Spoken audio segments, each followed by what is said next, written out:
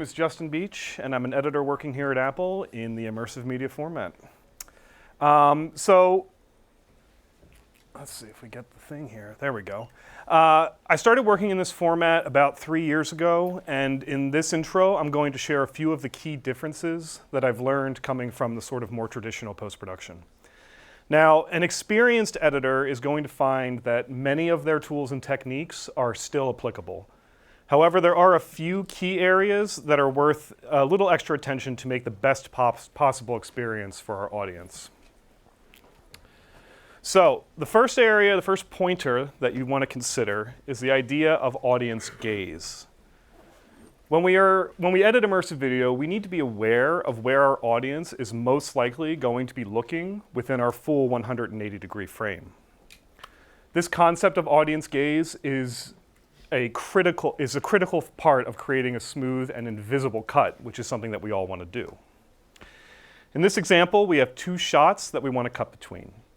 Shot A, we've just had a baby elephant cross the foreground from right to left. Given how cute this little baby elephant is, there's a pretty safe chance that our audience is going to be looking in this general corner of the screen. But when we cut to shot B, we see that we have actually placed our audience's gaze directly into this empty patch of dirt. This can disorient the viewer, making the cut feel abrupt and may even cause them to miss an important moment that you wanted them to see. Now, if we change shot B to this shot of our main character, Benjamin, we see that we've actually placed the audience's gaze directly in the correct position for the incoming shot. This means that the audience does not need to spend time searching for the subject of your shot, and this reduces friction and makes a smoother cut. Going along with audience gaze is the concept of audience curiosity. One of the joys of this format for the viewer is having the ability to fully explore the 180-degree frame. But this exploration takes time, and as editors, we need to account for that in the pacing of our cuts. This shot of hot air balloons in Turkey is rich with great visual details worth exploring. The viewer will immediately be drawn to the fire of the inflating balloon. Perhaps spatial audio can be used to pull the viewer's eye to that spot. From there, they may notice a man being dragged across the ground by a rope that's tied to the top of the balloon. Moments later, they will look up to the sky and be captivated by the amount of flights that are happening in one area. And finally, as our hero balloon inflates and rises, the viewer's gaze will be drawn up, giving them a surprise as another balloon passes within a few feet. Cutting away before the audience has time to explore all of these major landmarks will leave them feeling slightly cheated, and it will create an overall worse experience. The third area of consideration is the concept of cutting with depth.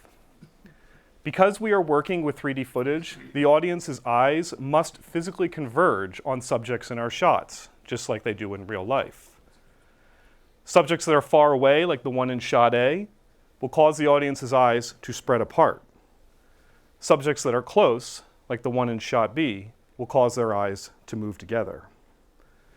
Cutting between these two shots will require an enormous shift in the viewer's gaze. This pulling effect of the eyes can be uncomfortable for the audience, and it's something that should be given close consideration. Now, there is a better option. Putting an intermediate shot in between the wide shot and the close-up will slowly move the convergence point closer. That's just one technique that can be used to get around this point.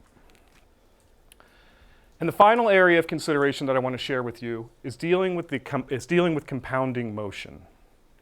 Now, as you've probably heard many times in this presentation, moving shots always need special consideration to ensure that we are not making our audience feel any motion sickness.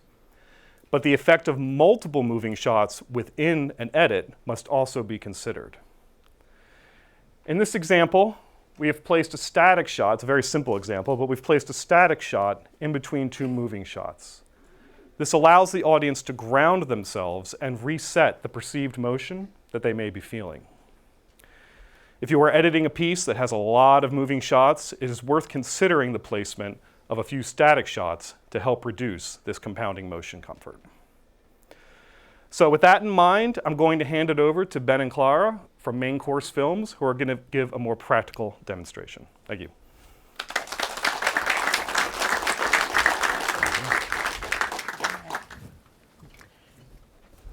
Hi, I'm Clara Chong. I'm a director, writer and editor at Main Course Films, and I edited both the two real-world projects that we'll be showing you today. I'm Ben Allen, producer, cinematographer and colorist at Main Course Films, and I set up the post workflow for both projects and took them through the Apple Immersive and spatial audio finishing processes. So we're excited to share with you our editorial workflows and techniques for Apple Immersive Video, including the project setup in DaVinci Resolve Studio, our edit processes where the technical workflow works together with the creative approach, how we conform the edit and get it ready for picture and sound finishing, how we extend our workflows for original music and Foley sound design. These workflows have provided us with a smooth and efficient post-production process and a lot of creative freedom in our Apple Immersive projects. So our immersive journey began actually almost a decade ago on a project that was a drama, action-adventure family film for Sydney's iconic Taronga Zoo. The deep dive we did into resolution, motion, peripheral vision and perceptual scale actually gave us a huge head start in our journey on Apple Immersive. So editing in traditional cinema is such a powerful tool because it allows the viewer to see each moment from the best angle. But it also allows filmmakers to craft the experience with the best performances moment by moment and often from different takes. But it also allows for the expanding and contracting of time for both dramatic effect and for smooth narrative flow. Editing in Apple Immersive benefits even more from these techniques and the techniques of traditional filmmaking along with techniques from VR and from real life. So editing is what the viewer allows to fully experience what we've dubbed the 3 Ps of immersive in action. So proximity, how close things feel, positioning, where they're placed, and perceptual salience, what draws attention. So the 3 Ps of Apple Immersive impact on how viewers think and feel in ways that make the Apple Immersive storytelling a very different kind of journey. One thing that we've found is that planning, and this has been a recurring theme over these couple of days, planning is key, even more so than it is in traditional formats.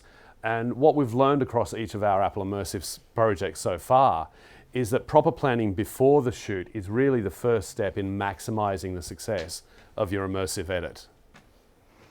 So Apple Immersive is both a technical and a perceptual shift where the focus moves from what the camera captures to what the viewer perceives, both biologically and emotionally. And this represents a foundational shift in traditional cinematic language.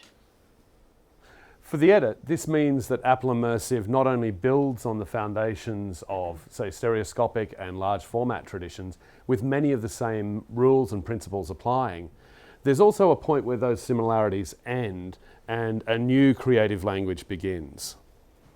So Apple Immersive calls for heightened awareness of the audience's physiological limits and needs. And so the challenge isn't just to adapt old rules, but to begin the process of a new way of thinking about editing. Choosing subjects, stories, and locations that are well suited to immersive storytelling is something that we found makes a huge difference to everything that follows. So the wide range of work that's been released to date in Apple Immersive has been spectacular and exciting. But what we've uncovered is also the fact that this format excels in the simplicity of intimacy and authenticity. And it's these aspects that we wanted to explore further. So through 2 very different projects, a drama and a documentary, we'll show you how we set up and maintain a smooth editorial workflow and process, and we'll show you that live in the DaVinci Resolve Studio timeline, and also explore how some of the principles relate to real-world editing decisions. So our first project is the documentary The Fine Dining Bakery, about the inventor of what's known as the most Instagrammed cake in the world, master patissier Christopher Tay. And our focus here was authenticity and real spaces and using Apple Immersive to amplify truth and engagement. Our second project is the drama The Dobos Connection, about the quiet moments that change everything, starring Lauren Clare and Thomas Arcoy, and produced in collaboration with FX Guide and the University of Sydney's Motus Lab.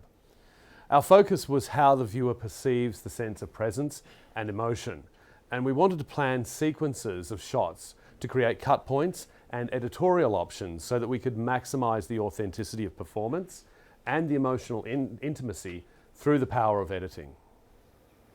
So both projects were shot entirely on the Blackmagic Ursa Cine Immersive camera and edited and finished in DaVinci Resolve Studio using the full Apple Immersive and spatial audio workflow. We designed these two projects from the ground up to take advantage of the format, but also equally to push its boundaries. So we used the learnings from the documentary to then inform the approach to the more complex drama project. So let's now switch to the live feed from DaVinci Resolve.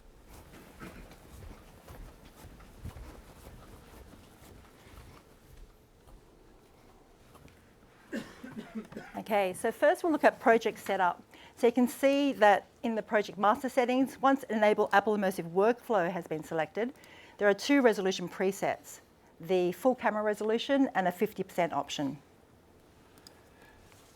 So the half-res option can be a very effective working resolution. It dramatically reduces the processing workload for editing and also the render times for previews. And of course, Resolve makes it incredibly easy to switch back to full resolution for the final renders. It's also worth noting while we're here that the 90 frames per second requirement is an important part of creating a comfortable viewing experience in the Vision Pro. And it's not just a technical or aesthetic choice like it is in many other formats. So the B-raw immersive footage comes into DaVinci Resolve Studio pretty much just like any other 2D standard format footage. So the stereoscopic synchronization and alignment all happens with the camera with the factory settings and is built into each B-raw file along with the ILPD projection mapping metadata. As you can see here in the Fine Dining Bakery timeline, we're using the B-raw immersive files straight from the camera. And you can see they're playing and skimming smoothly in the timeline despite the massive resolution, the two 3D streams and 90 frames per second. So we can switch to the special lat long and viewport viewing modes. Let's grab those. So there's a lat long. And these are very helpful in working with and assessing the Apple Immersive footage while working on a traditional 2D monitor. Which also begs the question then, why do we even need a proxy workflow if it's so easy to work with the B-raw footage? Well, if you have enough fast storage, very fast storage and lots of it, you might actually choose to do all of your editing natively in B-raw at full quality. And if you're in a position to do that, absolutely, enjoy. But for the way I edit, sort of flexibility and mobility are a priority. Because I'm juggling directing and writing duties, being able to edit whenever or wherever I can or choose to is very important to me. So this, of course, works better without external hard drives. So let's talk about proxy workflows. Our 10-minute drama, for example, generated well over 11 terabytes of data from a single camera 2-day shoot. So switching to a proxy workflow made it possible for Clara to edit entirely on her MacBook Pro with no external storage. So with some experimentation, we settled on proxy settings of half-res and the ProRes proxy codec that provided a balance between the quality and the file size that we were comfortable with. Sort of detailed enough to judge micro expressions, but also still reducing the file sizes by around 90%. So we've already prepared most of the proxies for this project, but we wanted to show you a clip actually generating the proxy file so that you can get a sense of how easily and quickly that happens. So that's a full camera original proxy file generating there in a matter of seconds. And that's it. So now that we have all of our proxies generated, we can show you how that's working by switching the proxy mode to disable all proxies. So we'll only look at the B-raw files. And then Ben will rename that media folder to disconnect the original source media. And this will have the same effect. Or you will? I will. I'm almost there. So this has the same effect as if we had that media on a shared network storage or an external drive and then disconnected it from the edit machine. Every editor's nightmare, everything's offline. But if we switch the project back to prefer proxies, suddenly everything's back in its proxy form and Clara can continue editing. The really critical thing about letting Resolve use its automated proxy generation is that these clips actually still function as Apple Immersive. So if we look at the lat-long and viewport modes, these function exactly the same way that they did with the B-Raw originals. So for my edit process, I find it very effective to edit in these two views, but also to use the viewer zoom control to zoom in and out to see the fine detail of the big picture. And I actually found the edit process on both the documentary and the drama to be very different. The documentary was structured in a way that was more with a geometric focus, while the drama was focused on narrative with emotion and subtle nuance. In Apple Immersive, where the viewer is looking at the end of one shot is where they will almost certainly be looking at the beginning of the next shot. So if we take this example, Chris here is in this position at the end of this shot. And if we look at the first frame of the next shot, that flows seamlessly through between those two shots. Now, that certainly isn't a requirement of the format, but it's a great way of creating a smooth visual flow. And it also means that the viewer needs dramatically less time to reorient themselves after each cut point. So previewing edits in the Apple Vision Pro as work in progress renders, as you've heard, is an essential part of the edit process. So we do regular work in progress renders into the .arvu format that plays directly into the Apple Vision Pro. And this proxy workflow also maintains the critical Apple Immersive metadata, including the ILPD for accurate projection mapping. So even though you can stream directly from the Resolve timeline to the Apple Vision Pro, I've personally found it more effective to work primarily on the 2D screen and do regular renders to play in the Apple Vision Pro. So this allows me to work very closely to my normal edit process and critically to see the timeline and all the controls as I work. So preparing to render the ARVU files for review in the Vision Pro is as easy as using any other render preset in the DaVinci Resolve Studio.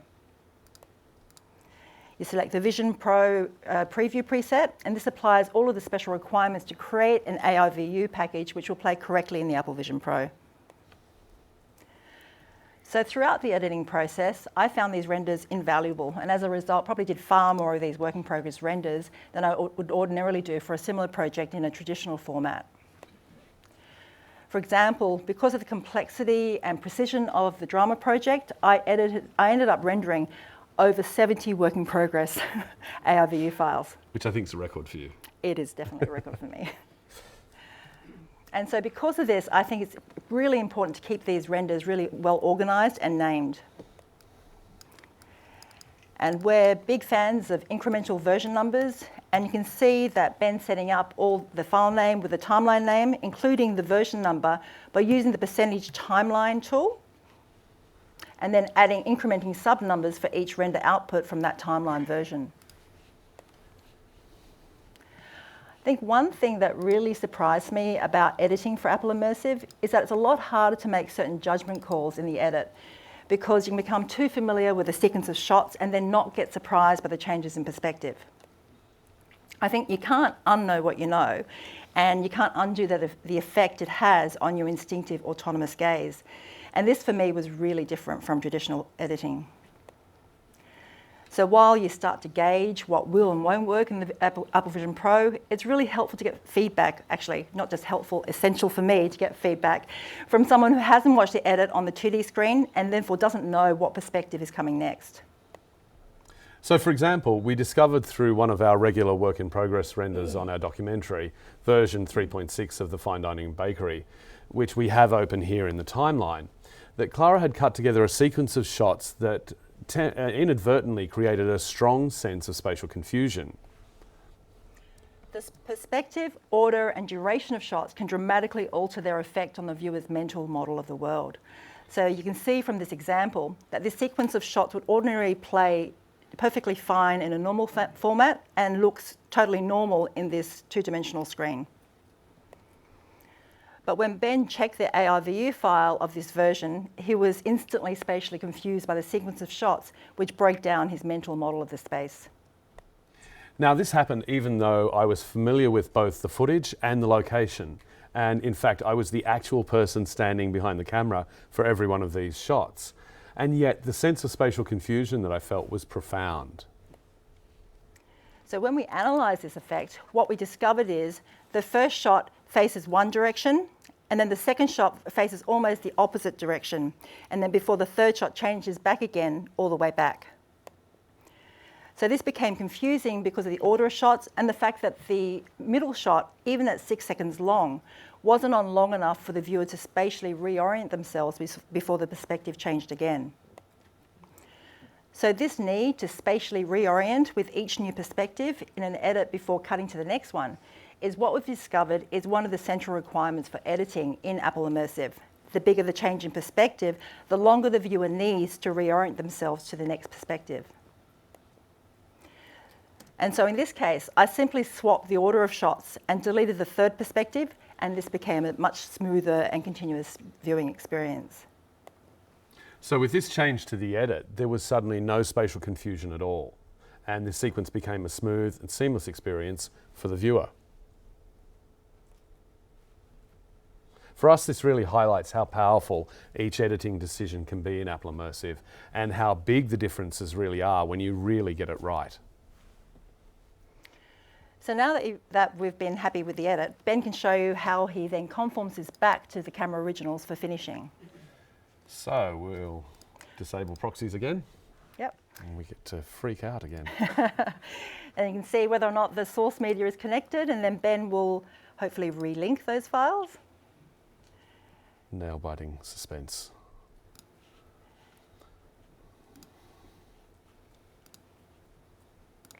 So I'm just relinking that to the renamed folder.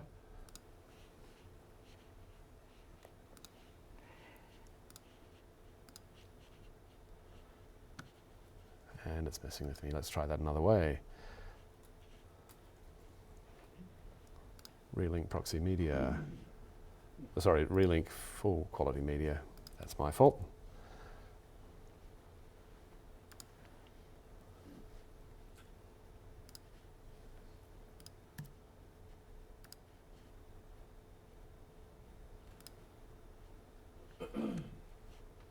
There we go.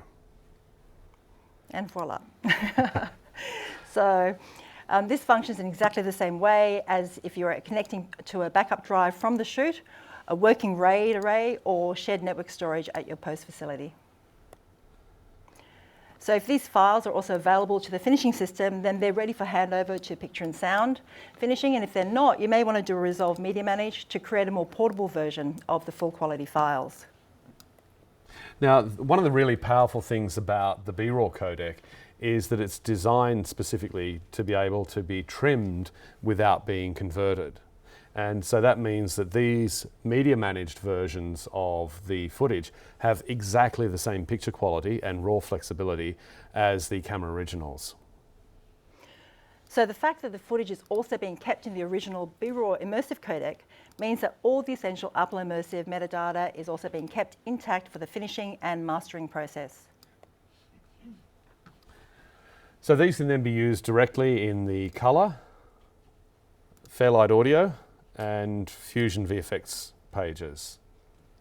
And the files can also be opened directly in the standalone Fusion Studio app or converted to other formats such as ProRes or EXR for specific purposes. For the last 5 years, we've been using a fully integrated picture and sound finishing pipeline in DaVinci Resolve Studio, including 2 completed theatrical feature films. And bringing together picture and sound into a unified creative process has been just a wonderful way to work and a wonderful revelation for us. So this close relationship between picture and sound really reaches its peak with narrative drama. So our drama project created significant editing challenges. The combination of a small number of characters in a real-world location with a continuous narrative flow of dialogue and nuanced actions. It left hardly anything to cut away to and nowhere to hide edit sheets. And this sequence coming up is another specific example which highlights the importance of the viewer's gaze and how we use choreography, blocking, to create new camera positions. So it's pretty much from this point here where she walks down into the two-shot where they both look at the whiteboard. Then we cut to a closer proximity over the shoulder of the two characters before we find a moment for her character in the narrative to walk away, so we can then create close proximity cutaways of that sequence. So Clara wanted the viewer in this scene to be able to read specific text on that whiteboard, which you can in the Vision Pro. And in conventional formats, it would have been as simple as a separate shot with the relevant text filling the whiteboard, from the whiteboard filling the frame. And in Immersive, because you can clearly see the whole whiteboard, even in a close-up shot, it was very likely that the viewer would miss the specific text that we wanted them to see while they were reorienting themselves and looking around in every direction. And because of the accurate depth perception and the one-to-one world mapping, looking over the shoulder of the two characters makes it easy for the viewer to understand what they're looking at. But then there's no cutaways to move away to. And so... but because of that, the viewer can instinctively and effortlessly know what they are looking at, and therefore their eye is drawn to the specific text that has a significance to the story. So we'll show you some behind-the-scenes iPhone footage of that scene in action and how we worked out the blocking to move the characters away from each other to create those cutaways. So this is behind-the-scenes iPhone footage taken during our on-location rehearsals. So Clara wrote this script to explore the ideas of a subtle romance filled with nuance and emotion. And so rehearsing in situ allowed us to work out the movements very carefully with the actors to fit with the emotional beats of the script. But at the same time, it allowed us to do that in a way that created effective camera position opportunities and the potential for cut points. Because the viewer is so tangibly aware of their position within the scene, the position of the camera, the planning of the scene really needs to create space within the scene for each required camera position in order for the viewer's perspective to feel comfortable within each shot. So while the two-shot worked well for that moment of reading the text, it left very few options to actually get different camera angles that could intercut comfortably. So by picking that moment, that emotional beat for Lauren's character to step away from Tom's, we were able to make space for camera positions that would allow intercutting drama coverage of single close proximity shots while enhancing the emotional impact of that part of the scene. And so this allows all of the techniques of traditional drama editing, but in a way that's comfortable and seamless for the viewer inside the immersive world. In the same sequence, we also discovered another big learning about dialogue across intercutting shots. Now, the ultra-wide shot in this sequence was incredibly useful in bridging moments between the close proximity shots. But it led to this question that we needed to answer before we could lock off the edit, which was what happens in the spatial mix to the position of dialogue if a cut point happens within a line of dialogue.